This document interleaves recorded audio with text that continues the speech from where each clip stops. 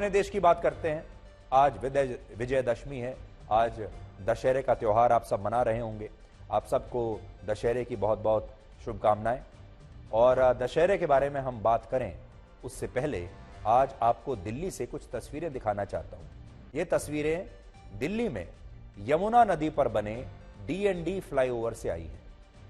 तस्वीरें आप देखिए। इस फ्लाईओवर पर बड़े बड़े बोर्ड लगे हुए हैं जिन पर साफ साफ लिखा है कि किसी भी तरह का सामान या कूड़ा यमुना नदी में डालना गैर कानूनी है, यह एक अपराध है। लेकिन इसके बावजूद आज बड़ी संख्या में दिल्ली के लोगों ने, नोएडा के लोगों ने इस फ्लाईओवर से अपने पूजा पाठ से जुड़ा सामान और बाकी का कचरा यमुना नदी में पूरी बेशर्मी से प्रवाहित किया। जबकि इस समय यमुना नदी में प्रदूषण का स्तर सबसे खतरनाक स्तर पर है। यमुना नदी को दिल्ली वालों ने एक गंदे नाले में तब्दील करके छोड़ दिया है और यमुना नदी, इसकी वजह से आज यमुना नदी में प्रदूषण के झाग बने हुए हैं। ये D&D फ्लाईओवर है जिसकी तस्वीरें आज हम आपको दिखा रहे हैं। अब से थोड़ी देर पहले आज शाम की तस्वीरें हैं। हमारे देश में स्वच्छ भारत अभियान चल रहा है। प्रधानमंत्री मोदी हर रोज सबसे अपील करते हैं, अपने देश को साफ रखिए, सड़कों को साफ रखिए, अपने आसपास के इलाकों को साफ रखिए, अपनी नदियों को साफ रखिए। लेकिन ये पढ़े लिखे लोग जो गाड़ियों में आ रहे हैं, बड़ी बड़ी गाड़ियों में आ रहे हैं, टू व्हीलर्स पर आ रहे हैं, इनमें से कोई भी ऐसा व्यक्ति नहीं है जो टीवी ना देखता हो, रेडियो ना सुनता हो, जिसके पास सोशल मीडिया ना हो, जिसके पास स्मार्टफोन ना हो, जो अखबार ना पढ़ता हो, जिससे स्वच्छ भारत अभियान के बारे में पता ना हो, जिसे ये ना पता हो कि यमुना में ये कचरा फेंकना गैर कानूनी है। सबको सब कुछ पता है। इससे भी ज्यादा दुख की बात यह है कि ये सारे लोग भगवान राम के नाम पर यमुना नदी के अंदर ये सब कुछ फेंक रहे हैं।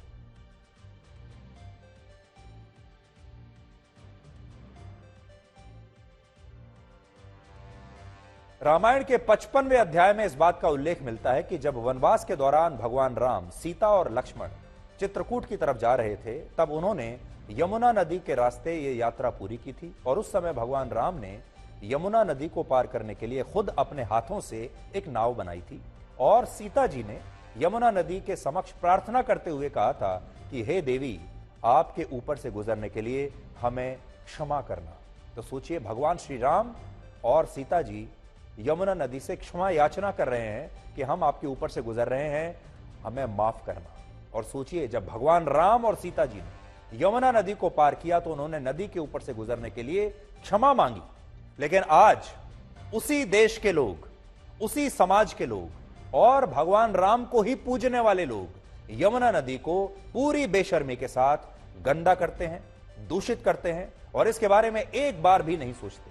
और आज हमने यमुना नदी को दूषित करने वाले इन लोगों पर एक पूरी बेशर्मी वाली रिपोर्ट तैयार की है, जो आज आप सबको ध्यान से देखनी चाहिए और फिर सोचना चाहिए कि फिर ऐसे पूजा पाठ का क्या फायदा है। हमारे धर्म में, हमारे संस्कारों में, हिंदू धर्म में नदियों की पूजा की जाती है। हर पूजा अर्चना के दौरान जल का प्रयोग होता है, शुद्ध जल को पूजनीय माना गया है। यमुना नदी की पूजा की जाती है, गंगा की पूजा की जाती है, हर नदी की पूजा की जाती है, वृक्ष जंगलों की पूजा की जाती है। और आज इस कलयुग में उसी भगवान राम के देश में लोग यमुना नदी की कैसे पूजा कर रहे हैं, आज आप देखिए। इस वक्त मैं दिल्ली से नोएडा को जोड़ने वाले D&D पर मौजूद हूं और D&D पर किस तरह का नज़ारा है जरा मैं आपको दिखाना चाहूँगा। सबसे पहले मैं आपको दिखाता हूँ कि यहाँ बाकायदा एक बोर्ड आप देखिए जिसमें साफ साफ लिखा हुआ है कि यमुना में कचरा न फेंके, ये अवैध और दंडनीय है।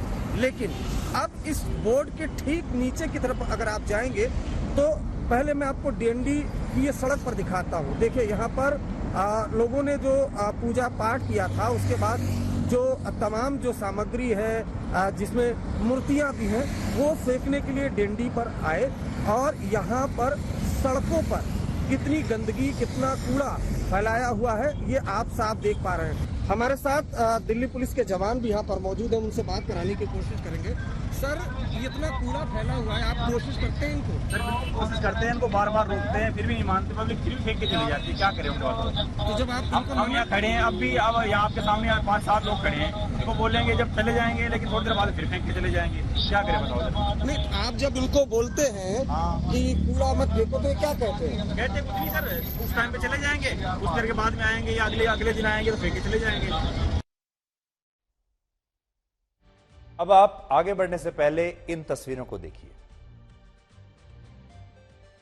आज प्रधानमंत्री नरेंद्र मोदी दिल्ली के द्वारका में स्थित रामलीला मैदान पहुंचे, जहां उन्होंने 3 बड़ी बातें कही हैं। पहली बात, भगवान राम का सैकड़ों वर्षों का वनवास अब खत्म होने वाला है और अयोध्या में उनका भव्य मंदिर कुछ ही महीनों में बनकर तैयार हो जाएगा। दूसरी बात, वो भगवान राम के विचारों का भारत बनाना चाहते हैं, भगवान राम के विचारों वाला समाज और देश बनाना चाहते हैं। तीसरी बात उन्होंने ये कही कि दशहरे का त्योहार संकल्पों को दोहराने का पर्व है। आप भी सुनिए क्या कहा। भगवान राम की जन्मभूमि पर बन रहा भव्य मंदिर, दिव्य मंदिर, सदियों की प्रतीक्षा के बाद हम भारतीयों के धैर्य को मिली विजय का प्रतीक है। राम मंदिर में भगवान राम के विराजमान के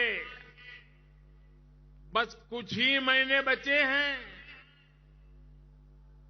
भगवान श्री राम बस आने ही वाले हैं। हमें भगवान राम के विचारों का भारत बनाना है। विकसित भारत जो आत्मनिर्भर हो, विकसित भारत जो विश्व शांति का संदेश दे, विकसित भारत जहां सबको अपने सपने पूरे करने का समान अधिकार हो, विकसित भारत जहां लोगों को समृद्धि और संतुष्टि का एहसास हो। राम राज्य की परिकल्पना यही है। विजयादशमी का ये पर्व अन्याय पर न्याय की विजय, अहंकार पर विनम्रता की विजय और आवेश पर धैर्य की विजय का पर्व है। ये अत्याचारी रावण पर भगवान श्री राम के विजय का पर्व है। हम इसी भावना के साथ हर वर्ष रावण दहन करते हैं, लेकिन सिर्फ इतना ही काफी नहीं है। ये पर्व हमारे लिए संकल्पों का भी पर्व है। अपने संकल्पों को दोहराने का भी पर्व है। अब आगे बढ़ने से पहले प्रधानमंत्री मोदी ने जो कहा वो तो आपने देख ही लिया। उन्होंने कहा कि ये संकल्पों का भी पर्व है, लेकिन जरा आगे बढ़ने से पहले ये सोचिए कि भगवान श्री राम और रावण के बीच ये जो युद्ध हुआ था, जिसे लेकर आज हम दशहरे का पर्व मनाते हैं, क्योंकि इसमें रावण की हार हुई थी, रावण का वध भगवान श्री राम ने किया था।